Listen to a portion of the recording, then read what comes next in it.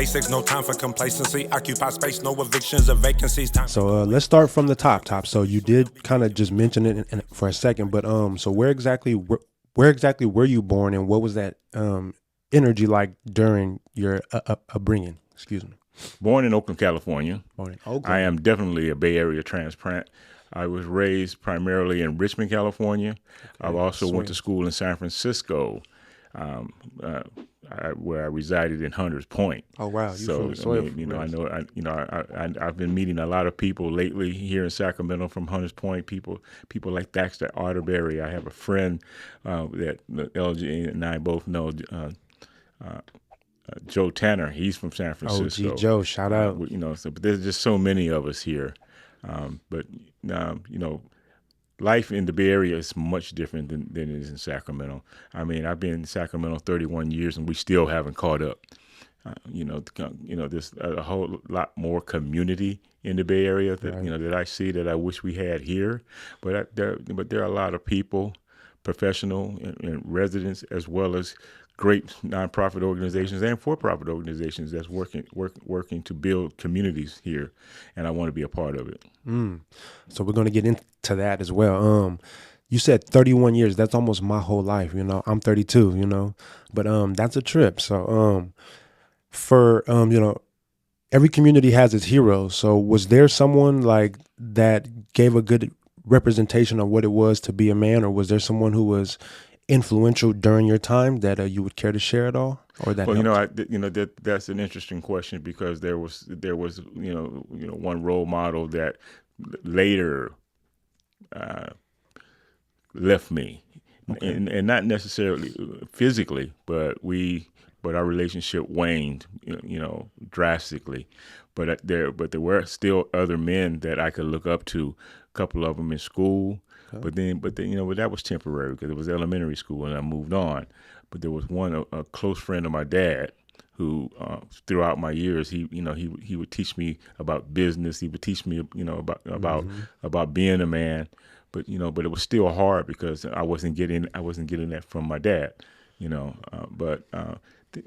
There were also others. I mean, I met, when I was living in San Francisco, I was tightly involved with the Black Panthers. So there's a lot of brothers there that that showed me what it meant, and because of my affiliation with the Black Panthers, and of course I was a student, so it wasn't like I was doing the work. I was receiving the benefits, but I get to watch them and listen to them, kind of wanted to pattern my life after them, and that kind of led me to join in the military later. So there was still a number of mentors that I had in the military as well. Life wasn't easy as for many of us, but I still had opportunities to learn. So the thing about it is that learning came back to me later when I entered a recovery journey. So I guess we'll probably talk about that later. Definitely. What branch of the military? Army. Yeah, okay, most definitely. I heard you say, just from doing some research, that stigma, it wasn't a word in your vocabulary. Was there like an unspoken rule about expressing your emotions, maybe in your household, or just through networking, as you were coming up? Well, you can say that. I mean, throughout the community, there were only certain people that I could probably talk to about it. Again, my dad, we couldn't talk, and of course later, in life, I started experiencing some of the same things that he was with my PTSD and things, and I understand later on. But no, stigma was not a word that I heard until I was 57 years old. Self-medication, I never heard until I was 57 years old.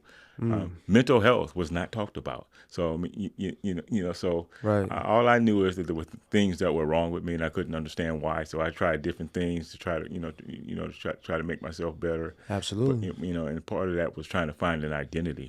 Try to find out who I really was, because I never met my father, never saw him, and my mother never talked about him. So, and my mother is someone I didn't know. So I had one person, a stepmother who I could talk to, and she would let me vent to her, and that was the closest I would get to, to any communication as to what was going on with me, That's interesting. But I found out later, venting is not the way, to find that wellness that I was seeking. And of course, it wasn't that term wasn't reverberating in my mind. I just know I was just trying to figure out what's going on with me and how, what can I do about it. Absolutely. Back to the basics, no time for complacency. Occupy space, no evictions or vacancies. Time ain't go wait. Apply pressure gracefully, soon they'll be thanking me. Can't pull no pranks. Pour righteous teachings and light.